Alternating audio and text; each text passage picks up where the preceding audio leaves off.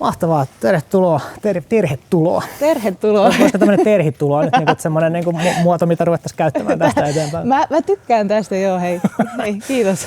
Joo, virheellä liikkeelle nyt otetaan niinku löysät pois, niin, Joo, niin. tässä ei ole mitään hätää. Mutta tässä ollaan nyt siis nauhoittamassa Metsästäjän arvosta podcastin jaksoa Kauhajoen erämessuilla. Hauska. Kyllä. Tää on vähän niinku sun kotimaasta ja ainakin lähellä. Joo, kyllä. Täällä aika paljon Etelä-Pohjanmaalla tulee mettästeltyä. Itse asiassa naapuripitäjässä Kurikassa on niin oikeus käydä metällä ja sitten tuolla Kuortaneella pyörii ja just näin. välillä Ilmajoella, että kyllä. Ja nyt itse asiassa eilen oltiin Kauhajoella mettällä. No tuliko mitään? Ei tullut, ne ei edes nähty. Mutta huhu kertoo, että tarjoulut oli ihan kohtuulliset kuitenkin. Tarjoulut oli kyllä niin sanottu 6/5. Niin just. Lähdetään purkamaan tätä juttutuokiota nyt sitten sun metsästyshistoriasta, että sä oot täältä päin ihan niin kuin alun perinkin kotoisin, eikö vaan? En oo. Siis mä oon Keski-Suomesta lähtöisin ja niin kuin ihan sieltä korvesta kova osasta. Helsinkiin niin kuin muuttaa jostain muualta, niin sanotaan, että on junan tuoma, mutta mitäs sitten kun muuttaa Pohjanmaalle, niin mitäs sitten? No mitenkä? Mitenhän mä oon vähän kierrellyt tälleen itä-länsi-akselilla, että mä oon tosiaan Keski-Suomesta lähtöisin. Mä oon asunut hetken aikaa sit tuolla niin kuin Kuopiossa päin ja sitten tullut tänne länsirannikolle töiden perässä alun perin ja sitten täältä löytyi mies ja päädyin sitten tänne Etelä-Pohjanmaalle. No niin, just näin. Näin. Koska sä oot alkanut metsästää? Mä oon alkanut metsästää ihan pienestä. Siis täytyy sanoa, että niin kun mä muistan hyvin sellaista pienestä, että ollut isän mukana. Mä just yksi päivä mietin, että kauanko mulla olisi voinut olla metästyskortti, mutta siis musta tuntuu tosi pahalle sanoa, että se on ollut yli 20 vuotta. Aivan. Sanotaan vaan näin. En rupea erittelemään sen enempää, että kuinka paljon enemmän. Me ollaan päästy siihen tilanteeseen, että kaikesta on niin 20 vuotta. Joo, ei. Mä en halua hyväksyä. Isän mukana, eli aika klassinen. Joo, kyllä. Mitä ihan ensimmäisiä muistoja sulla on, jos mietit, että? No siis mulla on oikein sellainen selkeä muistikuva siitä, kun mä kävelen iskän perässä. Me ollaan kanalintujahdissa, se oli aika tyypillistä, mitä me käytiin isän kanssa tekemässä ja oli tullut lunta ja niin kuin tietenkin siis mä oon ollut silloin hyvin paljon pienempi, en mä nyt osaa sanoa minkä ikäinen, mutta siis eikä se lenkki ole varmaan ollut oikeasti kauhean pitkä, mutta sehän tuntui niin kuin joltain 10 kilsan vaellukselta, mutta mulla on ollut varmaan jonnekin niin kuin polviin asti lunta ja niin kuin isän jalanjäljet on, niin kuin, että mä oon niin kuin todennut, että mun on helpompi kulkea niin kuin niitä pitkin kuin tarpoo kahlata siellä lumessa ja sit niin kuin iskällä on ollut niin pitkä askelväliin. Mä muistan, kun mä harpoin niitä siellä, mutta mä en valita yhtään. Tää on se paikka, missä ei kukaan valita mitään. Et niin kuin, mun piti vielä saada kantaa sitä pyssyä sit itse, että se oli niin kuin sit siinä. Että. No aika kovia. Toihan kuitenkin on tällaista aika itsenäisen jotenkin lapsen temppuja, että on menty, vaikka on ollut vaikeaa. Joo, ja se oli ehkä, en mä tiedä, se oli semmoista niin kuin mun ja isän sellaista niin kuin yhteistä aikaa ja jotenkin sitä niin kuin luontoa ja sitä läheisyyttä ja sit sellaista niin kuin myöskin niin kuin sitä niin kuin perheläheisyyttä ja sen isän kanssa läheisyyttä, niin kuin se niin kuin jotenkin ne nivoutui niin kuin siinä semmoisella niin kuin tavalla yhteen, että sen jotenkin ymmärsi jo tosi niin kuin pienestä, että tää on niin kuin hieno juttu ja tämä on arvokas juttu ja meidän isä puhuu aina niin kuin just luonnosta ja riistasta niin kauhean arvokkaasti että niin kuin, siis siinä niin kuin syntyi sellainen tosi niin kuin suuri kunnioitus jo niin kuin tosi pienestä niin kuin sitä touhua kohtaan. Joo, aika kova. Se on kyllä isälle isot pisteet tuosta kyllä. Toi on hienosti tehty ja toi on vielä jotenkin hieno kuulla, että siitä on syntynyt tommonen niin kuin just sukupolvien välinen yhteys. Että. Joo, se on ollut kyllä. Musta tuntuu, että jotenkin varsinkin tällä jotenkin isien ja lapsien välillä syntyvät niinku suhteet tai sellaiset jotenkin yhteydet, niin ne on jollakin historiallisesti niinku ollut välillä vähän vaikeatakin jotenkin, että niitä ei välttämättä ole niin hirveästi niinku syntynytkään, mutta että sitten jotenkin toi teema, että on joku noin iso asia itselle, jota voi antaa sitten niinku eteenpäin, niin toi on kyllä aivan niinku upeata, että siitä on syntynyt tällainen yhteinen juttu. Joo, siis mä jotenkin siis se on sellainen niinku, ehkä tavallaan sellainen ainoa juttu, Ja sitten kun se vaan niinku säilyi, sitten niinku sorsan aloituspäivä oli meillä niinku aina semmoinen the thing, että silloin mentiin. Ja niinku, siis mä just tässä aikuisiellä sit joku päivä muistelin sitten, kun mä niinku oli isän kanssa taas siellä, siis mä oon niinku meillä on jäänyt niinku niitä sorsa-aloituspäiviä ehkä niinku ihan muutama niinku väli ikinä, ja niihinkin on ollut sitten joku sellainen, että niinku, et esimerkiksi yhtenä vuonna oli ihan viimeisellä raskaana, en lähtenyt sinne ottaa sitä riskiä, mutta siis että siellä mä sitten niinku mä mietin, että täällä me niinku istutaan vuodesta toiseen, me ollaan hiljaa, me ollaan kumpikin vaan ihan hiljaa, kumpikaan sanoo mitään, sitten lentää lintu ja sitten niinku ammutaan ohi ja sitten on niinku sille, olisi pitänyt osua paremmin ja sitten isä on vaan silleen, niin olisi. Ja keskustelu on niinku tyyli siinä. Joo, mutta voisiko silti sanoa, että se yhteys siinä kuitenkin on? Joo, se on vaan jotenkin, siis se on niinku sellainen äärimmäisen jotenkin rauhoittava ja niinku siinä on sellainen hyvä olla ja niinku siinä on olla jotenkin siellä niinku juurillaan, niinku pääsee aina siihen vähän sellaiseen ehkä tietyllä tavalla sellaiseen omalla tavalla pikkutyttömäiseen asemaankin sit siinä, että ollaan niinku siinä. Ja sitten kuitenkin niin sä katsot, kun sun isäkin niin vanhenee, mutta silti se on siinä ja niin sun messis. Ja nyt ehkä hiljalleen aletaan olla siinä pisteessä, että kohta siellä on niin taas seuraava sukupolvikin mukana. Että tavallaan mä odotankin sitä ihan innolla, että innostuuko omat lapset ja miten ne innostuu. Ja sitten, että jos se ollaan niin vielä siinä tilanteessa, meillä on niin sitten papan kanssa vielä sitten siellä veneessä, niin se on niin ehkä sitten semmoinen aika liikuttavakin hetki. Joo, kyllä. Ja vielä mielestäni tuossa hienoa tuossa kuvassa, mitä tuossa maalailet, on just se, että aika vähän sanoja tarvitaan, että se on se ympäristötilanne, se mitä tehdään ja se minkä äärellä ollaan, just toi kunnioitus, mitä sä sanot, niin tuossa ollaan kyllä niin tosi isojen asioiden äärellä, jotka on just sellaisia, mitkä on hieno siirtää lapsille. Ja vielä kiinnostaa sekin, että tuossa ne siirtyy vähän niin kuin tekojen kautta, kun välillä tuntunut siltä, että niin lapsille ei ne sanat ihan aina kaikki niin kuin tartu, että se jotenkin se yrität sanoa, että teen näin, niin se ei jotenkin mene läpi, mutta että sitten jos sä niin kuin tavallaan esineellistät itse olemalla jotakin, niin sitten se niin kuin lapselle toimiikin yhtäkkiä paljon paremmin, että vähän niin kuin katsoo, että miten täällä ollaan ja sitten ne tekee samalla tavalla. Kyllä, joo. Mitäs sitten ampumisen kanssa, koska sä oot ruvennut asetta käsittelemään? No varmaan siis kevyempiä aseita niin kuin ilmakolla ja tollasella on tullut ammuttua jo varmaan aika pienestä. Ja mä muistelen, että mulla on sellainen valokuva, missä mulla on niin kuin mun ensimmäinen sorsasaalis ja mä muistelen, että se on niin kuin, mä oon siinä joku 10-11 sitä luokkaa. Että sitten on niin kuin siirrytty niin kuin hiljalleen niinku tollaisia vähän kovempi rekyylisiä aseisiin. Et siinä vaiheessa ja silloin mulla oli sellainen, mä muistan se haulikko Valmetin 412 ja se on mulla edelleen, että siinä oli silloin mulla aika pitkä perä. Nyt se rupeaa olemaan ihan ok. Se oli vaan vähän kasvuvaraa. Joo, kyllä. Okei. Varmaan aika yleinen tarina itselläkin samaistun. Mä oon opetellut ampumaan tuosta Teuvalla, tästä niinku, mitä parikymmentä kilsaa tuonne päin, että sekin tuli niinku Paapalta sitten verenperintönä tämä homma ja ilmakolla just ensin, mutta muistan, että mulle tuli siihen sellainen niinku ylhäältä annettu stoppi, että piekkariin asti sai mennä, mutta sitten sieltä rupesi tulemaan niinku aika vahvaa sellaista ohjausta sieltä niinku mamman suunnalta, että ei nyt ruveta nyt noilla, että ne on vaarallisia ja paukahtaa ja potkaisee, että mitä kaikkea. Siinä oli vähän sellaista niinku suojeluhalua sit mukana, että mulla siinä oli tosi pitkä pätkä ennen kuin mä sitten rupesin ampuun niinku tuliaseilla. Että sä oot kuitenkin aika nuoresta asti päässyt niiden kanssa sitten harjoittelemaan. Joo, kyllä. Mä en oikeastaan edes niinku muista. Se on ollut vähän sellaista luontaista siirtymää, että iskä on niinku sit varmaan ensimmäisiä kertoja kysynyt, että uskallatko sä kokeilla. Joo. Ja sitten no totta kai mä uskallan kokeilla. Ja niinku sitten niin.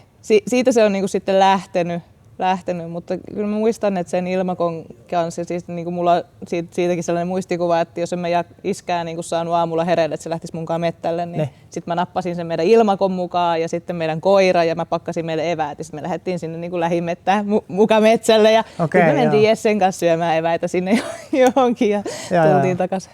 No on tässä ollut niinku selkeästi kyllä taipumukset siihen suuntaan, että teema vähän niinku kiinnostaa kyllä. Joo. Miten sä, muistatko sä, että minkälaista ampuma-opetusta? Oletko sä saanut sellaista ikinä vai onko se ollut vähän sellaista jotenkin käytännön kautta, yrityksen ja erehdyksen kautta nyt niin oppimista? No siis mä just tuossa niin vähän kelasin sitä, että mä muistan, että mä oon lapsena käynyt, mutta mä oon ollut silloin ehkä vähän vanhempi. Meillä oli sellainen niin ammuntakerho kyllä, mutta se oli just ilma-aseella. Joo. ilma-aseella, että me käytiin niin kuin ilmakolla ampumassa, olisiko se ollut sit ehkä kerran viikkoon tyyppistä, mutta sitten toi niin kuin järeempiin aseisiin siirtyminen, niin kuin mä muistan niitä ensimmäisiä kertoja, että sit isä niin kuin heitti jotain kiekkoa siinä aina välillä ja niin kuin sillä lailla harjoiteltiin ja sitten joitakin kertoja käytiin, niin kuin sit, jos isä kävi vaikka merkkiammunnoissa ja radalla, niin sitten pääsi sinne niin kuin mukaan kyllä, mutta kyllä se, niin kuin, mä sanoisin, että se oli pitkälti kyllä siihen aikaan kuitenkin sitä yrityserehystaktiikkaa. Mäkin muistelen, että kyllä siinä jotakin niin kuin perusasioita on annettu, että pidä tälleen ja tuohon suuntaan ja ikinä ei saa osoittaa ketään.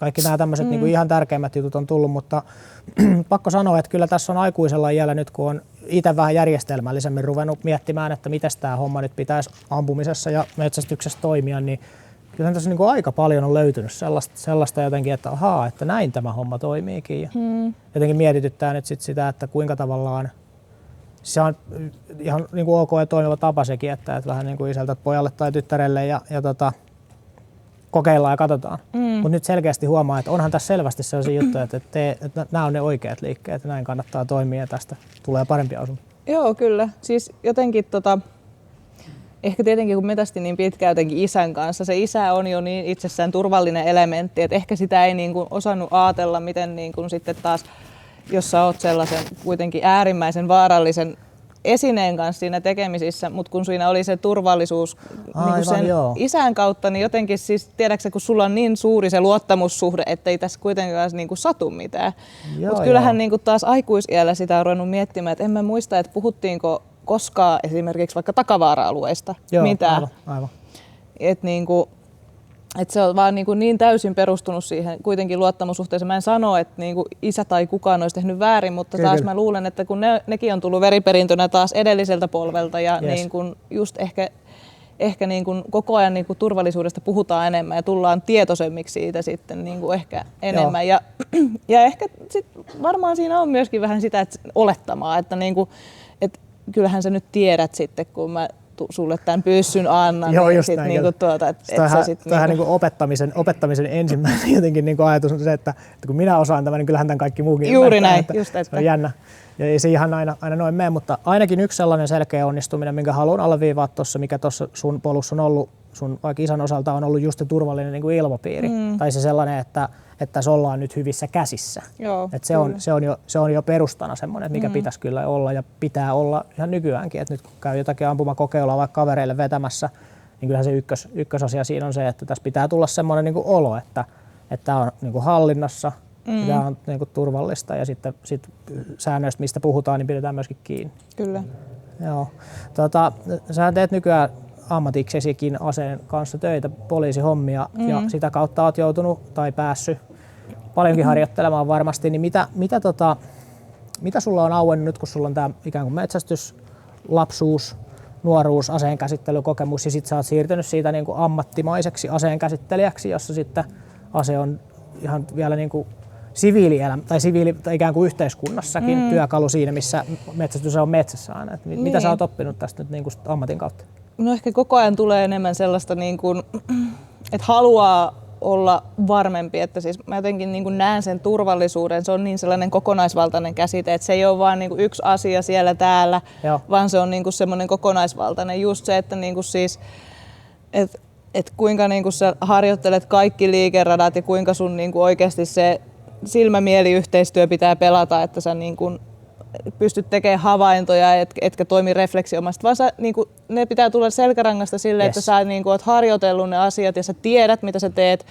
Et siinä vaiheessa, kun tilanteet muuttuu nopeasti, niin kuin just ehkä meidänkin ammatissa, niin se tilannehan voi olla täysin hyvinkin kaoottinen, mihinkään joudut, mutta et sä voi itse toimia kaoottisesti.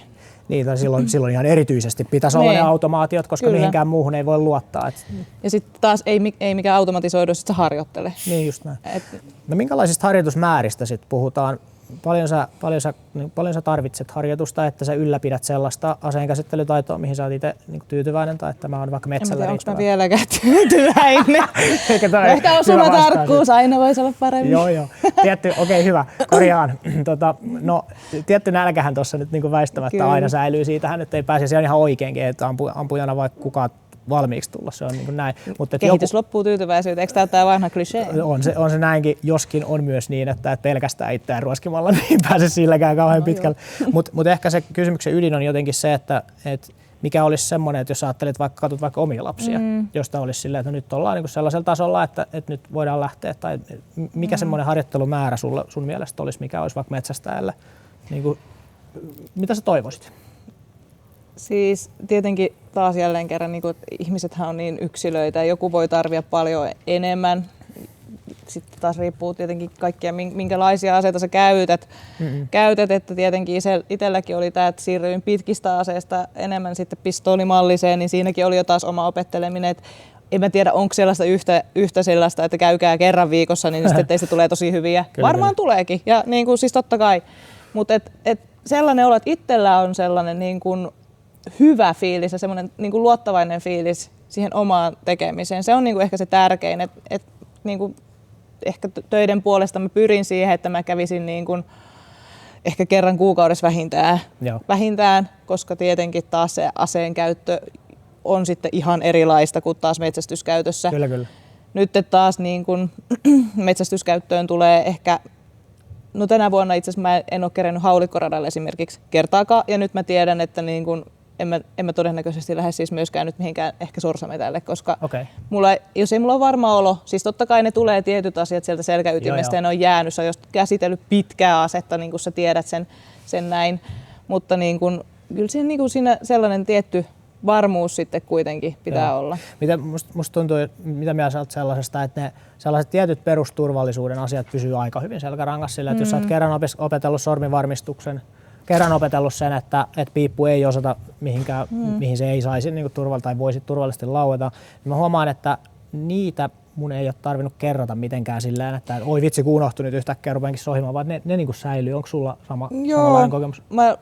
Siis kyllä mä niin kuin allekirjoitan tuon, että tietenkin siis huolimatta asetyypistä, mikä sulla on käsissä, niin kyllä kun sä opettelet noin niin kuin just noi tietyt niin kuin peruselementit siihen turvallisuuteen, niin sä niin kuin pystyt niitä niin kuin käsittelemään sitten aseen kanssa, ja sä pystyt niin kuin, et sä niin kuin miellä sitä semmoiseen johonkin tiettyyn asetyyppiin tai näin, vaan se on niin kuin, että se on aina kun sulla on tällainen elementti käsissä, on se pitkä tai lyhyt, niin sitten niin se tulee sieltä selkärangasta, mutta sitten taas niin kuin just kaikki muut komponentit, koska sitten taas toimintamallit ja muuthan niin kuin kuinka aseet toimii, niin nehän on kaikki erilaisia taas sitten, tai riippuen tietenkin, mutta ne on taas sitten lisäjuttuja. Kontrollit just, että varmistin onkin pois päältä silloin, kun nostat niin kuin automaationa ilman, että sitä tarvitsee miettiä, niin se on ehkä sitten just se asekohtainen juttu. Mutta yksi, mitä mä nyt oon viime aikoina paljon koittanut hioa ja miettiä, on se niin kuin liikkuviin kohteisiin ampuminen. Et paikallaan varsinkin tämmöiseltä joltakin tukikepiltä tai tuosta kyttäyskopin lavareunasta tai mistä ikinä, niin aika hyvin. Sehän nyt niinku säilyy ja sitähän oikeastaan, vaikka nykyinen ampumakoekin oikeastaan ainoastaan mittaa, että osut tuelta paikallaan olevaan maalle. Mutta sitten kun ruvetaan puhumaan hirvijahdista tai lintujahdista ja kohde liikkuu ja vähän ennakoimattomalla tavalla, niin se, että saa kropan toimimaan jotenkin tasaisesti, sillä että siinä ei tule mitään sellaisia heittoja ja nykäisyjä, vaan että se on luotettavaa ja tasasta, niin se tuntuisi vaativan aika paljon sitä toistoa ja sitä pitää niin kuin herätellä ennen kautta aika lailla. Kyllä. Joo. Ja sitten niin ei pidä ehkä unohtaa sitä kuivaharjoittelun merkitystä, just näin, että just tämä, niin kuin, että ehkä se mielletään sitten liikaa että aina pitää päästä justiin radalle tai muualle, mutta se, että, niin kuin, että ensinnäkin, että se ase sopii sulle ja se on sulle tuttu ja se, että se nousee siihen, niin kuin mä huomasin, mä vaihdoin haulikkoa mä sain testiin tällaisen Lincolnin haulikon, nyt olen sillä mun vanhalla 412 Valmetilla, kun kerta vetästänyt siihen asti ja niin kuin mä sanoin, niin siinä oli pitkä perä mulle ja sit, niin kuin siitä on tullut huomaamatta, että mä teen siihen sellaisen pienen liikkeen ja niin kuin nyt mä sitten mä kävin harjoittelemassa radalla sillä ja ammuin trappia ja niinku siis ja osuinkin ihan hyvin ja sitten mennään sorsametälle, ei mihinkään. Mä rupesin, että mikä tässä nyt, että en mä oikeesti ammun mielestäni näin huonosti, että kun ei niinku siis, että aivan menee niinku ali. Ei niinku. Sitten mä niinku yhtäkkiä mä sit niinku pysäytin sen niinku toiminnan niinku siihen, että mä rupesin katsoa, niin siis se haulikon se perän alaosa oli täällä tosi korkealla. Eli siis, koska mä olin tottunut tekemään sen liikkeen ja tuo oli paljon lyhytperäisempi, niin mä nostin sen liian korkealle ja tietenkin se vaikuttaa heti siihen osumakulmaan ja sitten taas kun ammut radalla sitten ja se on nostettuna valmiiksi. Aivan, niin. No just näin, kyllä. Elikkä ihan pelkkä kuivaharjoittelu jo tässäkin tekisi niinku. Se, että sen nostat vaan. Niin. Joo, ja hyvä, että nostit tuon asesopivuuden tuohon nyt vielä niin kuin listalle. Sekin on ehkä yksi sellainen asia, mitä en muista, että olisi omalla kohdalla tullut esiin muuta kuin vasta joskus ihan viime vuosina, että joku sanoi, että katsoppa, että tällainen se sun pyssy pitäisi niin kuin olla, että sä osut sillä. Just tää, että se perä on liian pitkä, liian lyhyt tai sitten vetopituus liikosen sormelle, niin varsinkin just jos saa haulikkohommassa, niin aivan äälistyttävää tärkeää. Ja muistan, kun mä kävin ekoipyssyjä ostamassa, niin silloin oli kyllä puhetta, että varmistaa, että se nousee oikein.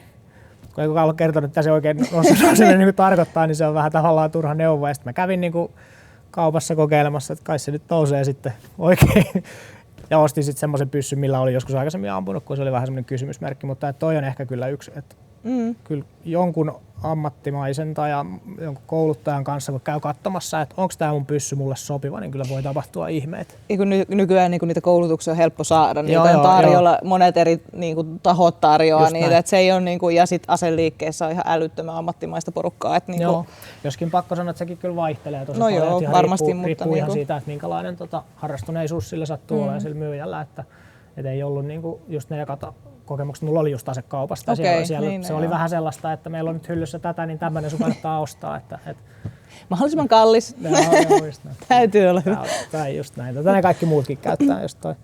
Joo, asesopivuus ykkönen. Mutta sitten vielä just toi kuivaharjoittelu, niin mä otin tähän nyt niinku mukaan tämän GAIM-simulaattorivehkeen ja usutin sut kokeilemaan sitä tuolla alakerrassa, koska tämä on ollut mulle itselle tosi kiinnostavaa. Ja nyt ennen kuin syötän yhtään valmiita mielipiteitä minkään suuntaan, niin kerro mikä sun kokemus oli tällaisesta. Eli tämähän siis toimii sillä että vähän pistetään tämmöiset kakkulat ja sitten tällaisella kiväärin tukkia muistuttavalla ohjaimella sitten sohitaan ja siellä on se peliohjain siellä päädyssä ja liipasu välittyy sitten pelille ja pelissä on liikkuvia maaleja. Joo, siis kerkäsin yhden sen hirviradan ampumaan siinä ja siis niin kuin tietenkin näyttäähän se aika vekkulille, kun sä katot sitä touhua, siinä joku siis yhtäkkiä osoittaa sua niin kuin aseella tällaisella. Joo, se on muuten jännä, joo. Joo, mutta siis niin kuin tällaistenkin merkitystä justiin, niin kuin, että näistähän saat tavallaan niin kuin yhdistettyä nyt sitä vähän niin kuin myöskin sitä hauskaa sit siihen, että onhan niin kuin, siis tollasella se harjoitteleminen, mutta siis että siinä tulee myöskin niin kuin huomaamatta tosi tärkeää harjoitusta sit siinä samalla, kun se on hauskaa myöskin tekemistä ja pelaamista samalla. Kyllä. Et oli kyllä niin kuin, kyllä mä voisin niin kuin kuvitella, että mä tollasella treenaisin niin kuin ihan vaan huvikseni ja mun täytyy sanoa, mun lapset tietää, siis mä en todellakaan pelaa mitään videopelejä. En osaa käynnistää edes meidän pleikkaria, niin kuin, mutta siis tällaista mä voisin niin kuin kuvitella, että tää voisi niin kuin mennä. Joo, kyllä. Mäkin pystyisin tehdä. Joo, no osut kyllä just tohon, että kyllä se motivaatio on niin kuin ykkönen tossa mullekin, että se kuivaharjoittelu omalla pyssyllä on ehkä vieläkin tärkeämpää, kun kaikki ne kontrollit tulee tutuiksi ja liipasu on niin kuin tietynlainen paino nyt on mikä on, tai siis että se on se millä se on oikeastikin metsästät hirveän tärkeää, mutta ei sitä välttämättä jaksa sit niin kuin ihan joka ilta kuitenkaan nyt pelkästään tyhjää pyssyä naksutella, niin kyllä tossa tulee. Mutta ehkä tossa just mikä itselle tossa on ollut parasta on se, että kun tuolla saa toistoja niin kuin joka suuntaan tuleviin liikkuviin kohteisiin, että kun tää mahdollistaa se, että voit pyörii ympäri niin paljon kuin keittiössä on tilaa, että hirveästi kolhin lampuja katosta, niin vaikka just kyyhkyjahdissa, missä ne tulee aina, ei ne tuu ihan sillä kivasti suoraan siinä edessä, vaan niin joutuu ampumaan ihan ihmeellisiin kulmiin, niin siihen toi on ollut mulle kyllä niin todella hyvä. Varmasti siis just tuollaiseen haulikkoharjoitteluun ja siihen liikkeen säilyvyyteen, niin kuin mä luulen, että tollainen niin kuin tekee tosi paljon. Joo.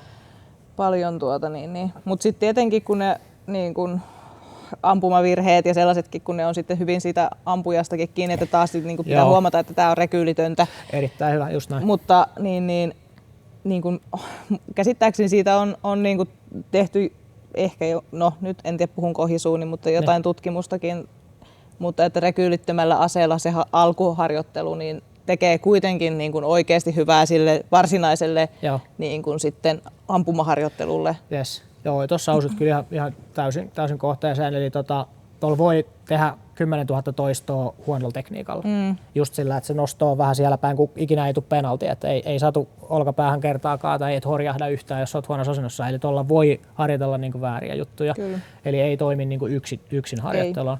Mutta selkeästi kyllä niin kuin lisänä siihen, että käyt niin kuin radalla säännöllisesti tsekkaamassa, että missä mennään ja hakemassa sen niin kuin rekyylituntuman. Ja sitten mua on auttanut kyllä tosiaan nämä ammattilaiset ja opettajat kyllä ihan älyttömästi, että ne on niinku korjannut suoraan kädestä pitäen, että koitapa vähän katsoa, että nyt sä teet muuten aina tälleen, miksi teet noin, niin sit niitä ei tule toistettua tossa. Ja tossa on vielä sekin, että kun toi on kuitenkin vähän tommonen peliohjaanmäinen toi liipasin, kyllä, niin tuolla voi oppia semmoisen tosi niin kuin nykäsevän liipasun, jos sitä lähtee toistamaan, mutta sitten kun tietää, mikä se oikea liipasu on, niin kyllä sitä pystyy tuolla niin kuin tekemään.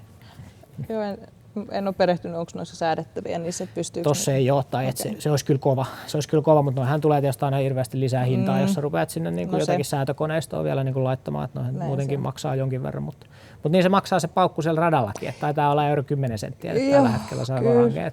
Kyllä se maksaa. Voin sanoa, että on kyllä niin kuin hintansa ottanut takaisin, että kyllä se varmaan 15 000–20 000 laakia tulee niin kuin kesässä tuolla niin kuin helposti plätkytettyä. Kyllä, joo. Varmasti. Ja vielä lastenkin kanssa myöskin aika kiva. Niin, siis sitten taas just ehkä niinku aloittaa se harrastus jostakin tällaisesta niinku tämmöisen pelin ja tämmöisen kautta, niin on varmasti, mä luulen, että se on huomattavasti helpompaa kuin just se, että sitten niinku viedään sinne radalle ja ensinnäkin riippuen tietenkin taas lapsesta ja iästä ja niinku ihmisestä taas itsestään niin on se, että miten sä reagoit just siihen pamahdukseen, just siihen sitten rekyyliin ja muuta, niin sitten onhan se kynnys varmasti niinku sitten taas ehkä pikkusen matalampi ja sä vähän niin kuin tiedät, mitä tulee tapahtumaan niin kuin sitten, kun sä oot harjoitellut jo tollasella niin kuin pelillä. Sitä mä tietysti mietin, että kun toi on kuitenkin niin kuin lelu ja sillä voi just niin kuin sanoit, niin vähän sohitaan niin kuin silleen, kun oikealla aseella ei ikinä sohittaisi, niin mä oon miettinyt sitä, että mikä se on se niin kuin just sen turvallisuuden oppimisen tapa sille lapselle. Ja sitten toisaalta mä oon sitä mieltä, että se on riskitön, että lapsi voi vähän kokeilla ja siinä ei ole sitä sellaista niin tiukkaa ohjausta koko ajan, ei ole joku pitämässä niin kuin niskasta kiinni, että näin nyt tää pitää mennä. Niin se on kyllä, että siinä on helpompi saada sitä toistoa ja helpompi sitten ohjata siihen oikeaan suuntaan, kun voi varmistaa, että niitä semmoisia niin kuin ihan selkeitä virheitä siellä ei sitten tule. Kyllä. Toistojen kannalta mun mielestä kyllä niin kuin äärimmäisen hyvä ja kyllä näyttäisi ainakin tämän kesän perusteella, että näkyy myöskin ihan hirviradalla ne niin kuin tuloksissa. Että se on se tasainen liike, mikä tuolla saa niin kuin opeteltua ja välitön palaute on niin kuin se. Kyllä. Ja se onkin yksi sellainen, mikä... Ammutteko te niin kuin töissä ikinä noita pleittejä vai onko se aina vaan pahvia, mitä niin kuin ammut? No, siis onhan niin kuin mahdollista käydä ulkoradoillakin, mutta niin kuin pääasiassa itse käy niin kuin pahvia, mutta sehän riippuu toki paljon. Mä en tiedä, nyt mun pitää sanoa, että mä en tiedä kuinka laitoksilla on niin kuin pleittejä tarjolla, enkä tiedä onko niin kuin esimerkiksi meillä, niin en uskalla sanoa, mutta niin. Tästä just se välitön palaute on mun mielestä yksi sellainen, mikä on ollut niin kuin kaikkein, että siinä on jotakin tosi perusinhimillistä sellaista, että heti kun kilahtaa kaukana, niin siitä tulee joku dopamiini samanlainen, kun tiedätkö Facebookissa saat yhden tykkäyksen vähän saman tyyliin, mutta joku siinä on sellainen, että no niin nyt tää onnistuu. Kyllä. Ja yksi sellainen, mitä mä oon kavereiden kanssa käyttänyt tosi paljon, on se, että mitä sellainen niin kuin itsevarmempi ja itsestänsä jotenkin ehkä vähän omista taidoistaan mahdollisesti, et ylimielinen, mutta et vähän ehkä niin kuin sitä mieltä, että on parempi kuin onkaan. Ja sellaisen kaverin kanssa menee ampumaan pleittejä, niin se on jotenkin todella ihanaa, koska se joko kilahtaa tai se ei kilahda. Kyllä.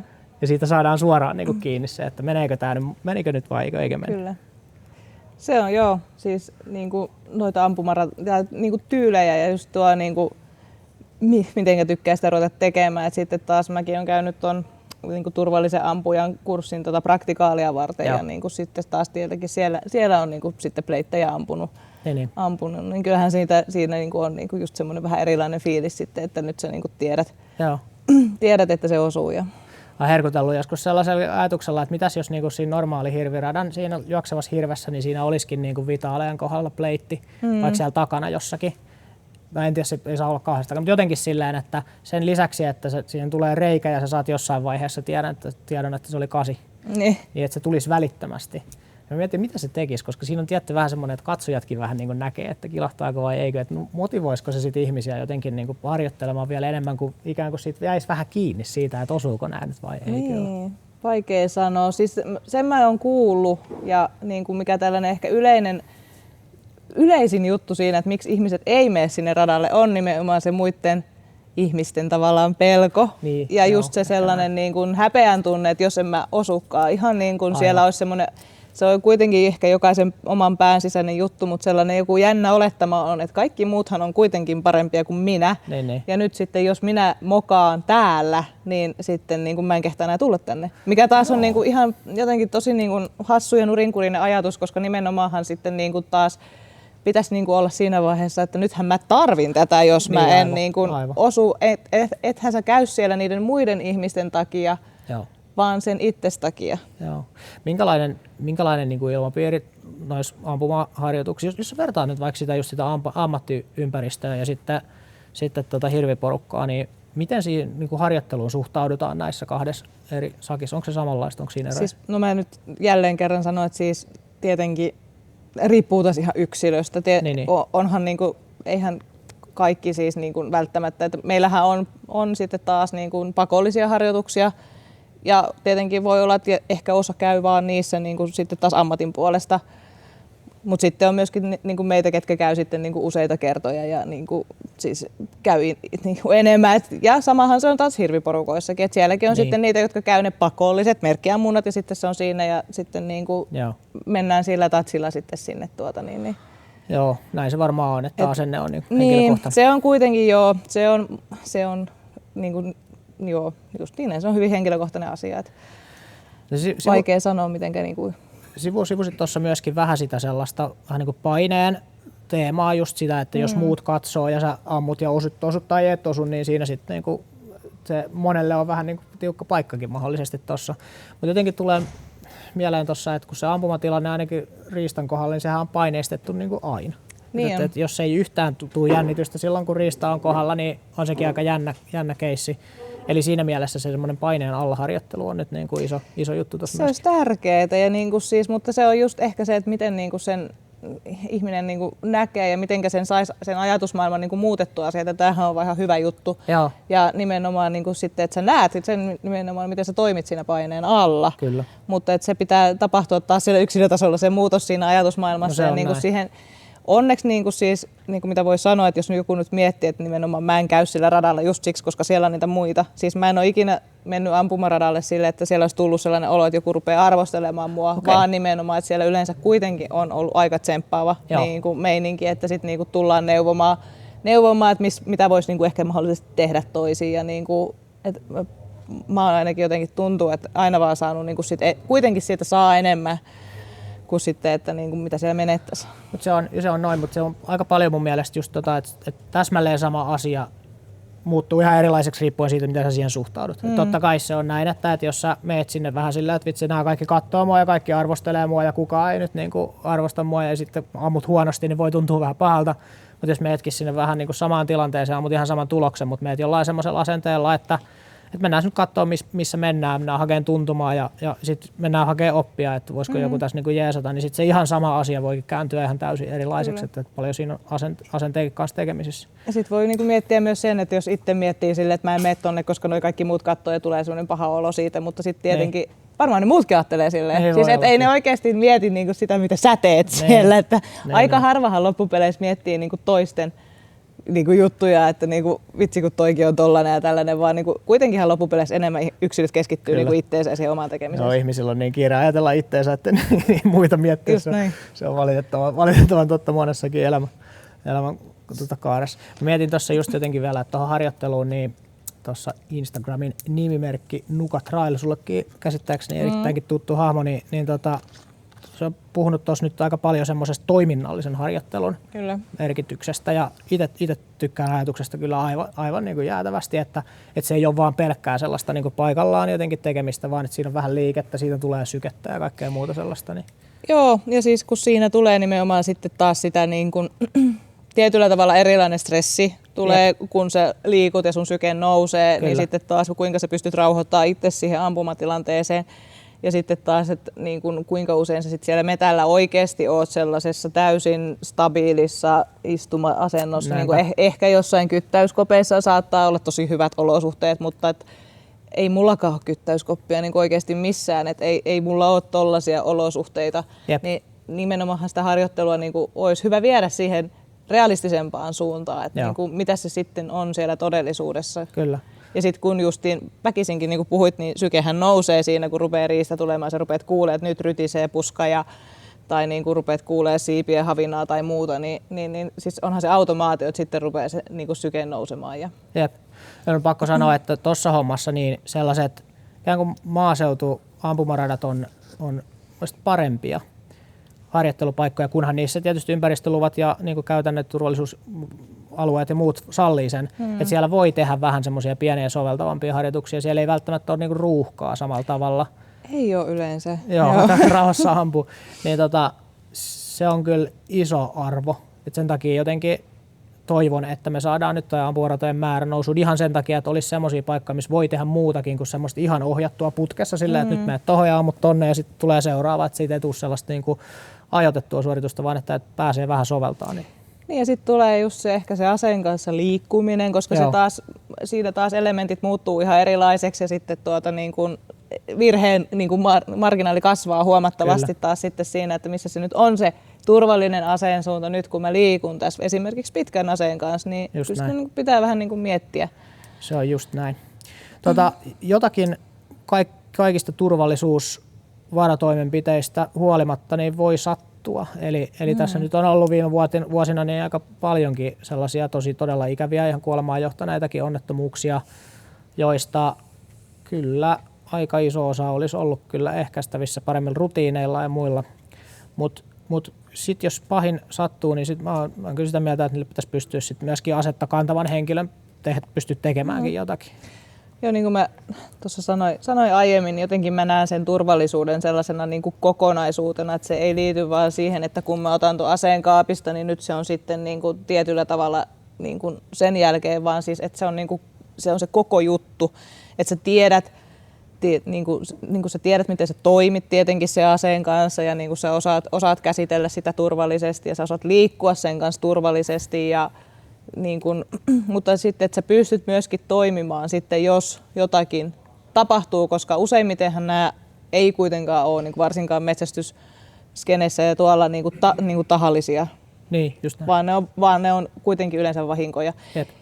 Ja toki mä pidän sitä edelleen, onhan se aika pieni niin kuin mahdollisuus se, että se on se välttämättä ampumavamma, mikä tulee, vaan se, että siis se vammalaatuhan voi olla niin kuin hyvinkin monenlainen ja niin kuin siis siellä voi tulla monenlaista vahinkoa. Ihan totta. Ja että niin kuin se, että sä osaat sitten, niin kuin, että sä pystyt toimimaan ja sä niin kuin tiedät, mitä tehdä ja sä tiedät, missä sulla on välineet ensinnäkin. Että sulla on välineet olemassa ja sä tiedät, missä ne on, niin se on jo niin kuin pelkästään se. Ja niin kuin, tää on, niin kuin, siis, ne on niitä turvallisuuden palasia, mikä mä sanoin, mikä rakentaa sen kokonaisuuden sitten. Joo, just näin. Ja ehkä ainoa, mitä tuohon haluaisin lisätä, on se, että jotenkin aina pitäisi olla niin kuin pykälää vähän niin kuin askeleen edellä. Siis sillä että just tämä, että okei, käsittelen asetta turvallisesti, mutta sitten jos jotakin sattuu tai tulee joku onnettomuus, niin sitten ei pysty tekemään mitään. Niin silloinhan se et ole vielä niin kuin maalissa, vaan että nimenomaan pitää varustautua siihen ainakin seuraavaan steppiin ja vielä ehkä siihenkin steppiin, että se seuraava steppikin menee vielä niin kuin vähän jotenkin vaikeaksi. Niin, siis vähän ehkä sellainen, että niinku tavallaan, että sulle ei nyt välttämättä niinku tulisi mikään sille ihan yllätyksenä. Että niin monestihan noi sitten tilanteet, ne on yllättäviä. Joo. Ne on sellaisia, mitä ei todellakaan osattu odottaa. Ja niin kuin, mutta se, että niin kuin tavallaan, että sä et kuitenkaan henkilökohtaisella tasolla tulisi niin yllätetyksi, että sä et niin kuin menisit ihan niin kuin, että mitä nyt. Just näin, että on jotain valmiita toimintamalleja jotenkin, että nyt kun kävi näin, niin nyt mä oon aikaisemminkin jossain treeneissä, niin näin mä oon toiminut ja tästä niin kuin mennään. Ja siinä just esimerkiksi täällä nyt paikalla CVN Solutions on yksi hyvä toimija, jolta voi hankkia sitten tietotaitoa. Itse edustan taas sitten niin kuin Reagis-nimistä yritystä, jotka on niin kuin syntynyt siitä havainnosta, että terveydenhuollossa nykyään on ihan valtavasti just tämmöisiä ensiavun, ensihoidon menetelmiä, mitkä on kehittynyt viimeisen vaikka 10 vuoden aikana ihan älyttömästi. Kyllä. Ja ne on muuttunut niin yksinkertaisiksi tai ikään kuin käytäntö on pakottanut ne sellaisiksi, että että ne on niin kuin yksinkertaistettu niin paljon, että ne voi toimia painetilanteessa, niin kyllä siellä on paljon sellaista oppia, mitä ehdottomasti kantsii on ja niin kun mä edelleen sitä mua edelleen tavallaan niin kuin surettaa sitten ne, että niin kuin kaikki ensiapupakkaukset, mitä valmiina myydään kaupoissa, niin nehän on käytännössä pienten haavojen hoitoon tehtyjä juttuja, että eihän niillä niin kuin mitään niin kuin todellisessa tilanteessa mitään massiivista verenvuotoa. Harvoin tekee nyt nykyään sellaista, että aina kun menee johonkin mökille tai johonkin vuokramökille, mutta siellä on joku ensiapupakkaus, mä aina räjäytän sen auki, että katsotaan mitä täältä löytyy. Ihan vaan niin kuin tietääkseni. No ensinnäkin niistä näkee, että kukaan ei koskaan avannut niitä. Ne on ihan siinä siistissä järjestyksessä, että kukaan ei koskaan katsonut, että mitä siellä on. Nimenomaan. Mä olin joskus jossain taksin kyydissä, missä oli niinku ensiapupakkaus hyvin saatavilla siinä kuskin yläpuolella niinku muoveissa. Sitäkään ei ollut tasan niinku koskaan avattu. Ja niin kuin sanoit, niin sisältö ei ole sellainen, mikä esimerkiksi tuossa semmoisessa ampumaonnettomuudessa tai vakavammassa jossain putoamisessa tai jossain, niin ei niillä oikein tee mitään. No tai just niin kuin sanoit, taksi, kolaripaikka, ihan yksinkertainen, siis semmoinen todella yllättävä tilanne, taas kerran yllättävä, mitä ei välttämättä osattu odottaa, Tietenkin. mutta se, että niin kuin sitten sulla on siellä, no mulla on täällä nyt jo niin kuin vehkeet, niin kuin, millä mä voin tehdä jotain. No mitkä sun niin kuin tipsit tai mitä sun mielestä pitäisi olla jokaisen metsästäjän niin kuin repussa liivissä mukana? No kiristysside, siis ainakin se yksi, mutta kiristysside on niinku yksi. Paineside, hypotermiapeitto ja sitten tietenkin se, millä sä kannat ne mukana, että ne on silleen, että niinku, sä saat ne helposti, että ne on sun niinku käsien ulottuvilla, mutta ehkä niinku, noin nyt on semmoisia lähtökohtaisia, niin kuin noin 3. Sitten on tietenkin niin vähän nyrkkiä isompaa niin kuin pussukkaan, että ei todella vie kyllä niin kuin paljon otilla. Mutta sanotaan, että sitten on kaikkea semmoista pikkuhifistelyä sit niin kuin vielä lisäksi siihen mukana. Mutta että paineside, kiristysside ja niin kuin lämpöpeitto, niin niillä niin kuin pääsee tosi pitkälle niin kuin tosi monessa tilanteessa. Joo, ja noi on just ne sellaiset, että jos on oikeasti kiire, niin noi on ne vehkeet. Ja ne pitäisi olla niin kuin aina jossakin taskussa, että sitten niitä pienempiä naarmuja ja muita, niin niitä voi sitten hoidella ja silitellä kyllä niin kuin muillakin. Ja vielä tuosta, mikä itselle on tullut tosi kovana sellaisena jotenkin oppina, niin se just se lämpöpuoli on kova. Että se, että sä pystyt pitämään semmoisen tyypin lämpimänä, joka joutuu jossakin hirvipassissa vaikkapa 3 varttia odottamaan, että tulisiko tänne joku apu alle 0 asteessa, niin ja itse asiassa me myöskin tämän työni puolesta niin ollaan käyty ensiapukoulutusta ja niin opeteltu tähän hätäensiavun antamiseen ja sitä kautta niin se oikeastaan se kipinä on niin vielä itselläkin syttynyt niin paljon isommaksi tässä niin metsästyskenessä tai sitä miettiessä, mutta niin mä muistan, että meillä oli yhdessä koulutuksessa niin ihan puhekin siitä, että Suomessa siis ei ole niin lämmin missään vaiheessa, että niin kun siis sitä lämpöhukkaa verenvuotopotilaalle ei tulisi. Just näin, et siihen on niinku turha tuurittautua, että no hei, täällä on niinku nyt joku 25 astetta, että eihän tämä ei tule mihinkään hypotermian menehtymään, niin ei väärin, jos niinku siis lämpöhukkaa tulee. Ja pelkästään siitä verenvuodosta, että se että sä oot menettänyt nestettä, niin samalla lähtee lämpöä. Eli näin. Ja kyllä, jos nyt joku lähtee kokeilemaan tuolla ottaa vaikka päiväunia nyt tällä hetkellä tuolla märässä maassa, niin kyllä siellä niinku hyvin äkkiä tulee niinku tosi ikävä olla. Ja näitä on sattunut siis lähipiirissäkin niinku suunnistaessa, niin yksi kaveri onnistui lävistämään jollakin kepillä niin tuohon reiteen. Ei mennyt niin syvälle, että se olisi aiheuttanut mitään niinku isoa verenvuotoa, mutta ei pystynyt liikkumaan. Kyllä. Ja jäi sitten niinku hikisenä 3 vartiksi kesällä odottamaan apuja, jonka paikalle tuleminen nyt väistämättä kestää. Jos ollaan jossain mettässä, niin kyllähän sanoi siinä, että kyllä siinä alkoi olla jo vähän, ei nyt hätä, mutta että vähintäänkin niin kuin epämukavaa olla, kun ei ollut mitään semmoista, millä pystyisi pitämään lämpimänä. Kyllä. Ja just noi ehkä tommoset, niin kuin, mitä käsien lämmittämiseen monesti käytetään semmoisia kemiallisia pusseja, ne on kyllä niin kuin kovaa kamaa. Niitä on vähän isompia semmoisia kehon lämmittimiä tai semmoisia niin kuin vähän jämäkämpiä kamppeita, niin nehän alkaa olla sitten tuollaisessa tilanteessa jo niin kuin aivan korvaamattomia heittää nivusiin tai kainaloihin. Joo, ja se on sitten just tietenkin, että mitä sä niinku kannat siellä mukana, että niinku se tai niinku avaruuslakana, hypotermiapeitto, mitä ikinä haluaa käyttääkään, niin se on kuitenkin, se menee niin pieneen tilaan, se menee pieneen taskuun, mutta niinku on aika korvaamaton. Ja sillä tekee sateensuojankin itsellä, jos oikein siis se on niinku myös monikäyttöinen niinku muussakin suhteessa. Tai jos se ihan vaikka vaan oikeasti eksyt jonnekin, sun pitää tehdä tilapäinen majoitus, niin sä pystyt niinku sitä jo hyödyntämään ihan hirveän paljon siihen. Loistavia pointteja, hienoja nostoja turvallisuudesta ja ampumaharjoittelusta. Kiitos paljon. Onko sulla jotain sellaista, mitä haluaisit metsästäjäkunnalle tässä podcastin kuulijakunnalle vielä sano, mikä on semmoinen yksi asia, mikä toivoisit, että ihmiset tästä turvallisuudesta kantaisi mukaan? No ehkä se on just toi niinku kokonaisvaltainen turvallisuus, että se ei riitä tavallaan, että sä niinku itse miellät itses, että niinku sun pitää tai se pitää ajatella että myöskin sitten että niillä muilla pitää olla sellainen olo, että niillä on turvallista olla sunkaan. Erittäin hyvä. Erittäin hyvä. Niinku, näin se turvallisuus, että se on niinku nimenomaan se on kokonaisuus, se ei ole vain yksi yksittäinen tekijä. Yes. Näin, että että jos sä oot vaan silleen, että sä sanot, että sulla on vaan ase on varmistettu ja sitten kuitenkin sohit sillä mihin niin että ei. Vaan nimenomaan muillakin pitää olla sellainen olo, että ne pystyy olemaan siellä sunkaan. Näin se on, erittäin hyvin sanottu. Pistän samanlaisena terveisenä vielä sen, että noit onnettomuustilanteita erityisesti, niin jos niitä ei harjoittele, jos ei käy läpi sitä sellaista niin kuin omalla porukalla, pienellä jengillä sitä, että kokeillaan nyt sitä, että jollekin sattuu jossakin kohtaa jotakin ja sitten kävele läpi sitä sellaista, että no onko meillä ne välineet täällä, mitäs jos nyt tuolla niin kuin Jesse huutaa radioon, että nyt tulkaa auttamaan, niin mitä me tehdään, niin vaikka ihan ajatuksen tasolla silleen, että no nyt me oltiin tuossa äskeisessä passissa, jos ajatellaan nyt, että tuossa passipaikalla 3 olisi nyt tullut onnettomuus, niin kellä meillä olisi ollut välineet tässä, kuka sinne olisi mennyt. Niin ihan tällaista pientä semmoista mielikuvaharjoittelua voi tehdä, ja jos on mahdollista, niin osallistua semmoiseen ihan simulaatioharjoitteluun sellaiseen, että siinä on joku näyttelemässä sitä, että nyt sattuu pahasti, niin se auttaa kyllä aivan älyttömästi. Ja tuollaisiin hirvipasseihin ja noihinkin, niihin voi just ruveta miettiä etukäteen sille, että jos jotain sattuu, mikä on se paikka, mihinkä soitetaan. Tietenkin taas riippuu tietenkin, miten leveästä passipaikasta puhutaan, että sehän voi olla kilometrejä pitkä, mutta just se, että kuka lähtee opastaa paikalle ambulanssia kyllä. Ja kuka soittaa sinne häkeen, kuka antaa sitä ensiapua.